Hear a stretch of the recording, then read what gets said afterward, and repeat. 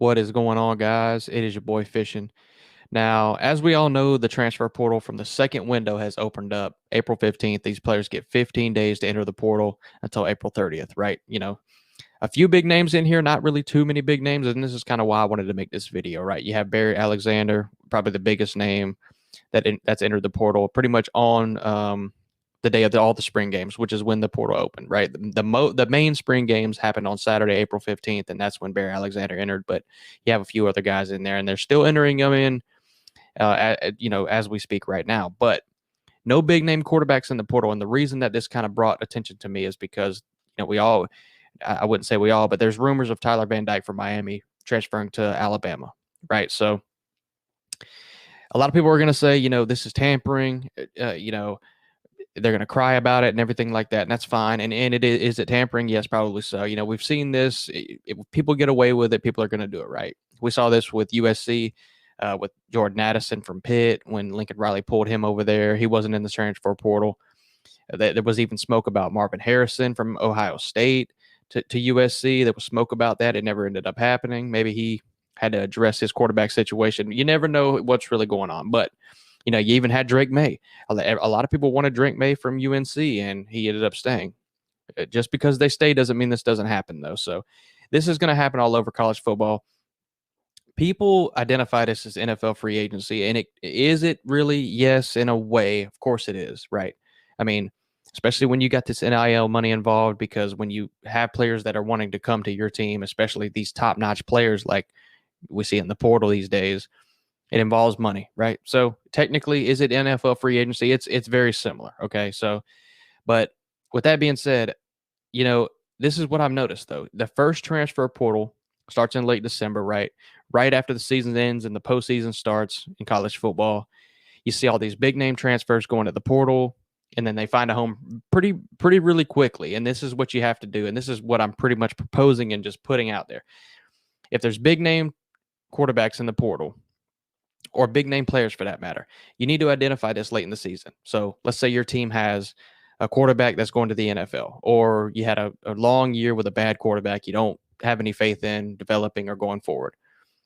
You got to find your guy very quickly and get him solidified on your team and then move on. Because like I said, in the second transfer window, there hasn't been any big time name quarterbacks. For example, Sam Hartman to Notre Dame. He's pretty much locked in there. Tanner Mordecai to Wisconsin, Jeff Sims to Nebraska. You have all these guys that have found homes, and so same with Caleb Williams when he went to USC last year. You got to kind of get your guy really, really quickly in this process, because late in the spring, after you've missed spring practice, this is a valuable thing. Like this transfer portal opening up right now, it's kind of like a latch ditch effort, right? Because you're not going to find any top players very often, because nobody wants to miss spring with their new team or with the new coaches or anything like that. So, like I said, late in the year, end of the season, you need to be identifying these things. And the reason I bring this up is because of the Florida and the Graham Mertz situation, right?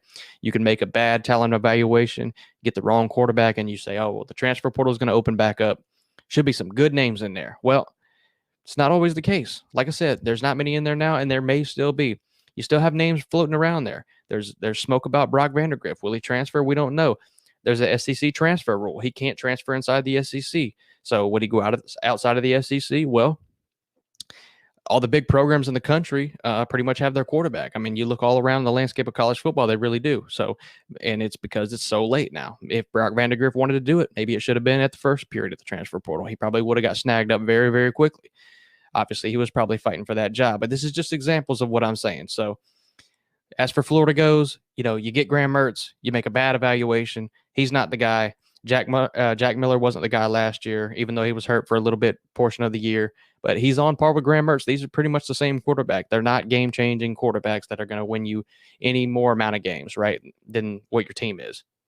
So the main point is you either recruit high-level quarterbacks that you want to keep on your roster and you want to maintain them and you don't have to go into the portal, or you need to get these guys very, very early and get them solidified on your team, get them bought in, ready for spring practice, get that development in, get them into your system, bada bing, bada boom, and you're good to go for the year, right? This is what good programs are going to be doing. This is just how it's going to go. like I said, this NFL free agency thing, it just is what it is.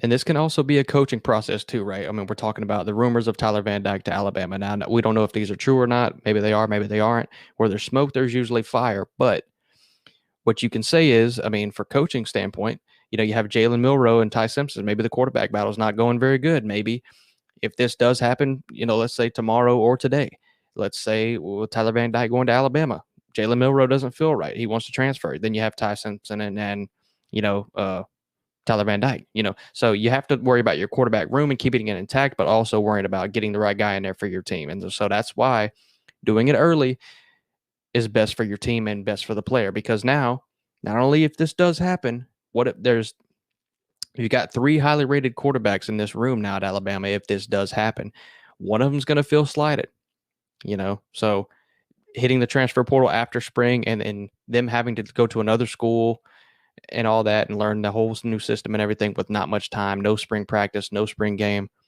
This can hurt the kid in general too. I mean, at what point does it come about the kid as well? So I don't know. It's just interesting to think about, but it's going to become the norm in college football, and you have to go after the players that you want, and you have to get them if that's what you want for your program. And it just is what it is, because it's a dog eat world out of here. And at this point, it's coaches trying to make the best team for themselves, because coaches are on a short leash. Players have to be good, and good players are 3 years and out. And if you don't, like I said, coaches are on a short leash. If you don't make a program great, you have the transfer portal and all these resources. You have the NIL, and especially if you're at a big program, you got to make stuff happen very quickly and efficiently, or you're not going to have a job very long. And that's just the reality of it. So it gets a little bit selfish, yes. I mean, when money's involved, of course it is. So, like I said, just an interesting topic to think about. Leave me your comments down below. Let me know what you think about all this thing. Like I said, the quarterback's the most important position, but this goes for all players in college football. But so if you enjoyed the video, hit the like, subscribe, and I appreciate y'all.